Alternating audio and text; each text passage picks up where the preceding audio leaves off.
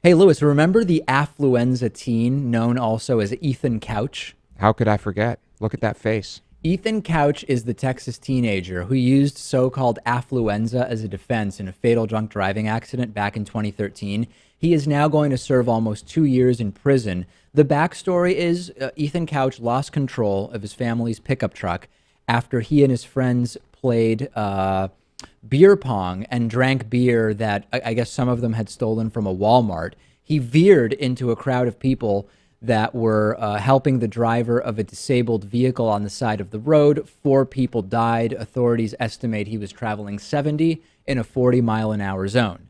He was not given any jail time. He was a 16-year-old at the time.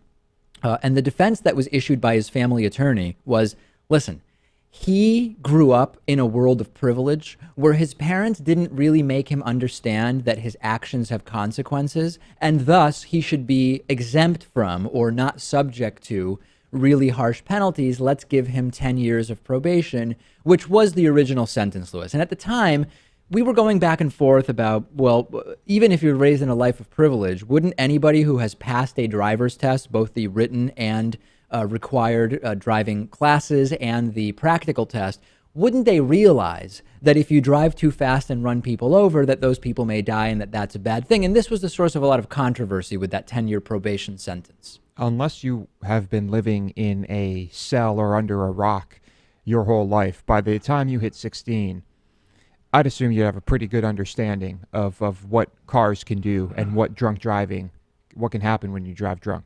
So after the probation period started, Ethan Couch failed to check in with his probation officer and actually fled to Mexico with his mother late last year.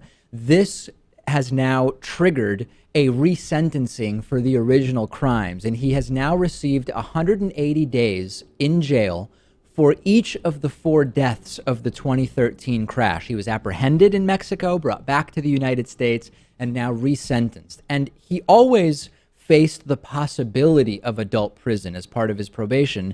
Now, as a 19-year-old, because of that probation violation, an adult court decides what his punishment will be, and he will serve 4 consecutive 180-day terms, possibly minus the time that he has already spent in jail, so it could be under 2 years. Lewis, what do you think? Is this now a fair sentence? It's a sentence that's better than the previous one. I don't think 2 years is enough for something as reckless and crazy as what he did. 4 people died. 1 teenager was paralyzed and now uses a wheelchair.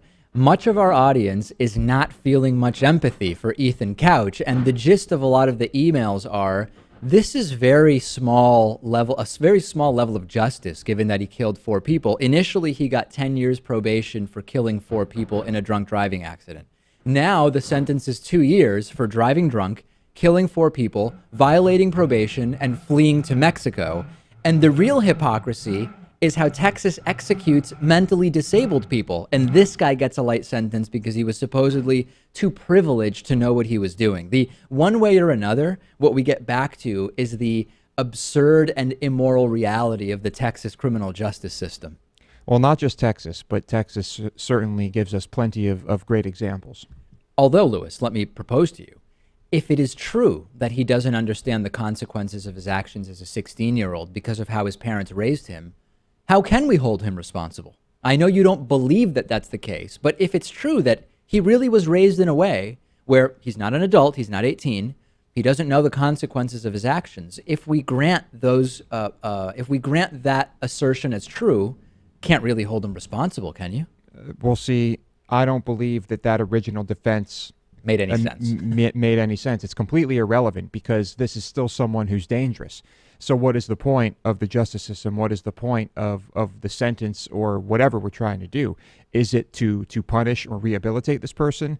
Or is it to keep us safe by putting someone like this away? Well, if you believe that the cause of him having no clue what the consequences of his actions would be was the parents, we're talking about a minor here. If a minor gets a hold of their parent's gun and shoots someone, that parent who allowed the situation to happen should be responsible. You probably know where I'm going. If indeed a minor had no clue as to how his actions could have real life impact because of how his parents raised him, does it not logically follow that the parents should be responsible?